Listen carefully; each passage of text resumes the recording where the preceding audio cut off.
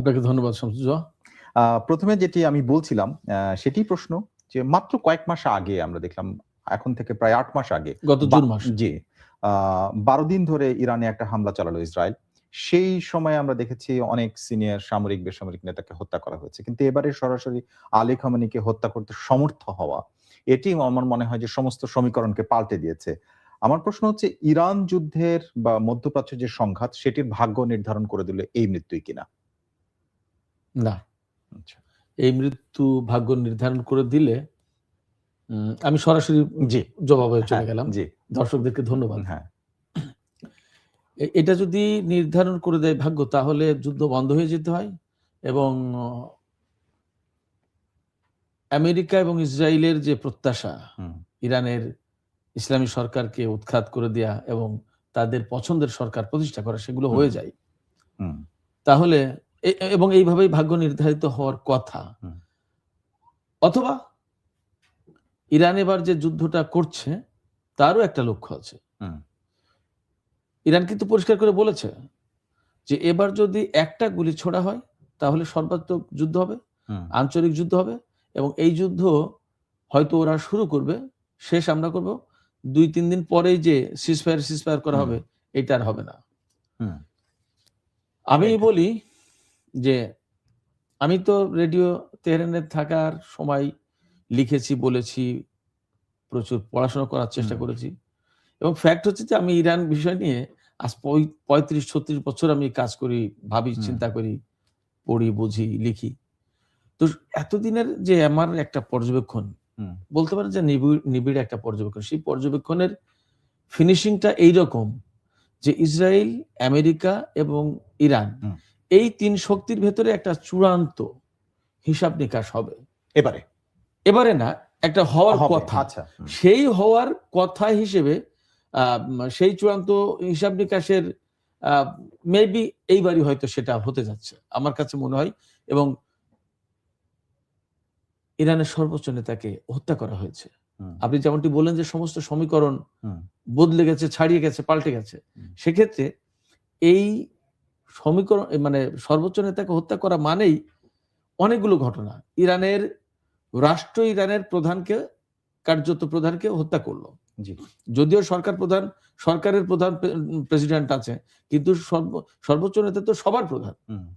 সেক্ষেত্রে তিনি রাষ্ট্রের প্রধানকে হত্যা করা হয়েছে এবং একেবারে সন্ত্রাসী কায়দায়। এটা তো রাষ্ট্রপ্রধানকে হত্যা করা, এটা তো সাধারণ কোনো ঘটনা না। একেবারে নিশ্চয়ই ইরান এইরকম একটা জায়গা থেকে আমি যে কতটুকু বলে শেষ করতে চাই, যখন এইরকম একটা ঘটনা ঘটছে, এর মানে দাঁড়াচ্ছে ইরানের পেছনে আর জায়গা নেই পিছানোর। এখন তাকে একটা কিছু করতেই হবে। সেই একটা কিছু করার মানেই দাঁড়াচ্ছে যে ইরান এবং আমেরিকা এবং ইসরায়েলের সাথে ইরানের চূড়ান্ত বোঝাপড়া এইবারই হবে।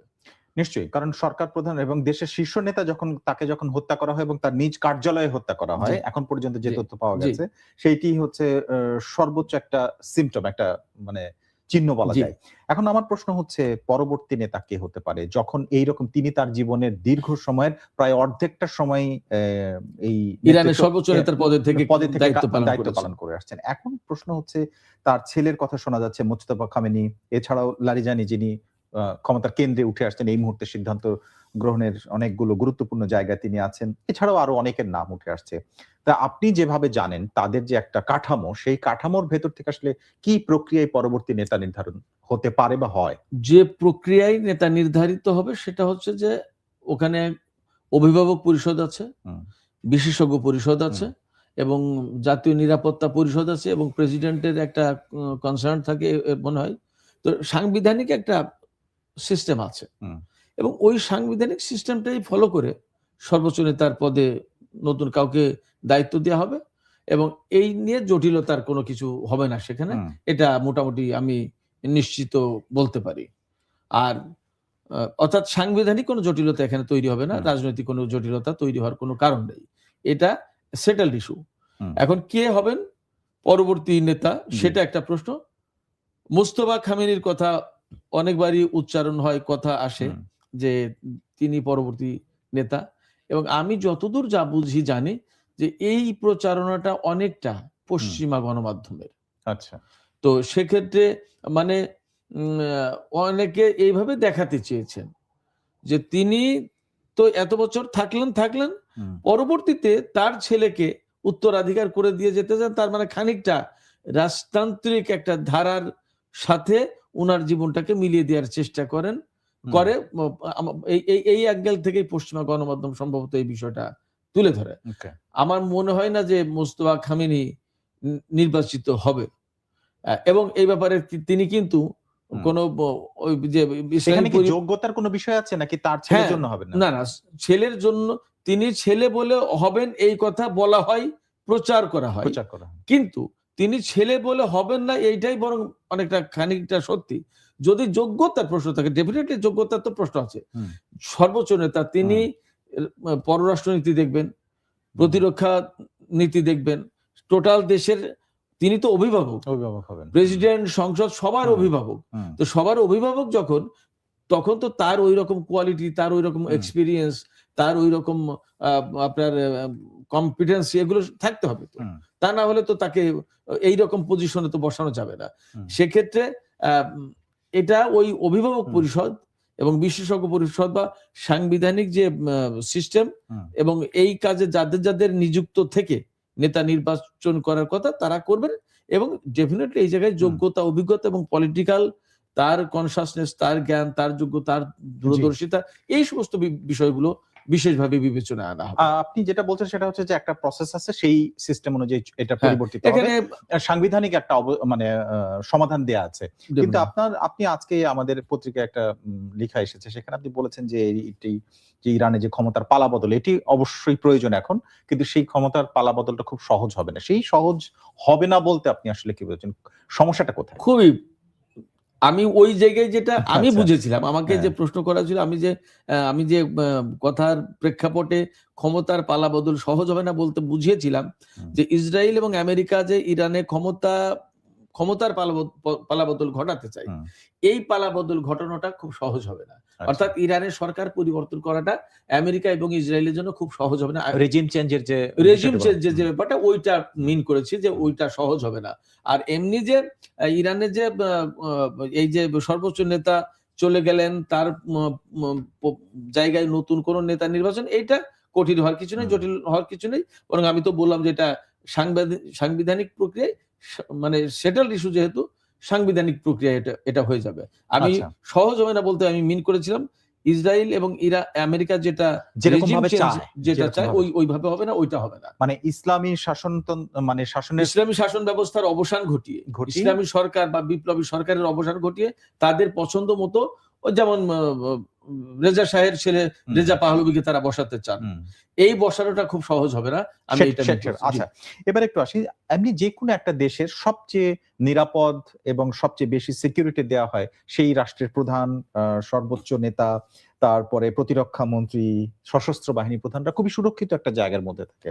এবং ইরান এই সময়ে বেশ কিছুদিন ধরে টানা একটা যুদ্ধ পরিস্থিতির মধ্যে আছে।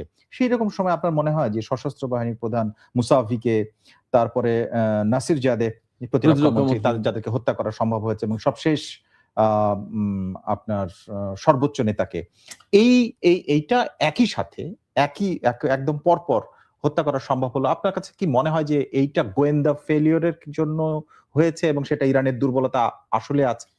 এই জায়গায় তো অবশ্যই বলতে হবে যে গোয়েন্দা ফেলিওরিটি। কারণ যখন এই বিভাগটা সফল, তখন তো এই ধরনের হামলার আগেই তাদের কাছে তথ্য থাকার কথা, আসার কথা, যে এই হতে যাচ্ছে, এখান থেকে এক্ষুনি আপনারা মুভ করেন, জায়গা ছাড়েন, সেই পজিশনে যান, ইত্যাদি ইত্যাদি। এইটা যেহেতু হয়নি, তাহলে ডেফিনেটলি গোয়েন্দা ব্যর্থতা, এটা একটা ব্যাপার। আর একটা ব্যাপার হচ্ছে যে গোয়েন্দা ব্যর্থতা মানে সামগ্রিকভাবে উত্তর তো একটাই, গোয়েন্দা ব্যর্থতা তো বটেই, কিন্তু এর সাথে আরো কিছু যদি এর সাথে যুক্ত করা যায় সেগুলো বলা যায়। যেমন এই গোয়েন্দা ব্যর্থতা এর সাথে এমন হতে পারে যে ভেতর থেকেই এজেন্টরা তো কাজ করে থাকে। যেমন আপনি জেনে থাকবেন নিশ্চয়ই যে ইসরায়েলের প্রধানমন্ত্রী বেনিয়ামিন নেতানিয়াহুর দপ্তরের চিফ অফ স্টাফ, তাকে কিন্তু গৃহবন্দী করে রাখা হয়েছে। আই থিঙ্ক কারণ হচ্ছে কি, যে তার বিরুদ্ধে অভিযোগ যে 2023 সালের 7 অক্টোবর যে হামাস ইসরায়েলে অভিযান চালালো। অভিযানটা এই অভিযানের পরে বা আগে পরের সময়টাই সে হামাসকে বা ইরানকে তথ্য দিয়ে সহযোগিতা করেছে। এখন কথা হলো কি, সেইটা হচ্ছে যে ইসরায়েলে তাহলে সেটা একটা সক্ষমতা যে তাদের নিজেদের মধ্যেও কেউ যদি বিট্রেয়ার থাকে তাকে খুঁজে বের করে ফেলা, হ্যাঁ, এবং তাকে অ্যারেস্ট করেছে, Definitely. তাই না? কিন্তু ইরান সেই জায়গাটায়, আমি প্রশ্নটা এই জন্য করছি, মাত্র কয়েক মাস আগেও একই ধরনের ঘটনা ঘটেছে এবং সেখানে প্রায় 10 জনের বেশি সামরিক কর্মকর্তাকে এবং উচ্চ পদস্থ তারা একদম তাদেরকে top level এ। টপ লেভেলের হত্যা করা হলো। সেটিও সম্ভব হলো, এবারেও প্রথম সম্ভব হলো। অবস্থায় সম্ভব হলো। মানে এখানে ডেফিনেটলি ব্যর্থতাটার মাত্রা নাকি বেশি। সিআইএ এবং মোসাদের কাছে আসলে টিকতে পারাটা কঠিন? আমি সবই বলবো। ব্যর্থতার মাত্রাটা তাদের সামনে টিকতে পারার কঠিন মানেই তো ব্যর্থতা। রাইট। আপনি সমীকরণ করলে তো তাই আসবে। তাই আসে। যে সেক্ষেত্রে ব্যর্থতার মাত্রাটাই বেশি বলবো, এবং এই জায়গায় যদি স্যাবোটাজ হয়ে থাকে বা এজেন্ট হিসেবে কেউ কাজ করে থাকে, করতেই পারে, নট ইম্পসিবল। সব ধরনের সম্ভাবনা বা আশঙ্কাই মনে হয় ইরান বিবেচনায় রাখবে। এবং আমি আপনাকে এটাও বলি যে ইসরায়েল যেমন তাদের চিফ অফ স্টাফকে ডিস্টিংগুইশ করতে পেরেছে যে হি ইজ দ্য এজেন্ট, কেমন ইরানও এরকম বহু এজেন্টকে ডিস্টিংগুইশ করেছে, আটক করেছে এবং তাদেরকে বিচারের আওতায় এনেছে। এবং ফ্যাক্ট হচ্ছে এখানে একটা মজার তথ্য বলি যে এদেরকে যখন বিচারের আওতায় আনতে যায় তখন ইসরায়েল এবং আমেরিকা বলে যে একটা লোককেও ফাঁসি দিতে পারবো না, ফাঁসি দিলে কিন্তু যুদ্ধ করব। তার মানে তাদের এজেন্ট সেট করা, তাদের এজেন্টদেরকে বিচার করতে গেলে, ইরান বিচার করতে গেলে তাদের বিচার করতে দেয় না। কতটা অধীনস্থ কান্ট্রি, কতটা অধীনস্থ গভর্নমেন্ট চাই ইসরায়েল এবং আমেরিকা। ওকে, এবারে একটু আসি এইভাবে যে আপনি যেটা এর মধ্যে বলেছেন যে যুক্তরাষ্ট্র প্রথমত ইসলামী শাসন অবসান চায়, যেটা খুব একটা কঠিন হবে না আপনার মন্তব্য। তো আমার প্রশ্ন হচ্ছে যে পর পর একের পর এক যুদ্ধ করছে এবং একের পর এক হামলা করছে, অনেকটা ঘোষণা দিয়ে অনেকটা বোঝা যাচ্ছে যে ইরান এখন তোপের মুখে। এটা এই মরিয়াটা তাহলে কেন? শুধুই রিজিম চেঞ্জ নাকি এর বাইরে আর কি আছে? মানে অনেক কিছু, সেই জিনিস অনেক কিছু। আমি অনুরোধ করবো আপনি আমাকে সময় দেন। প্লিজ বলেন।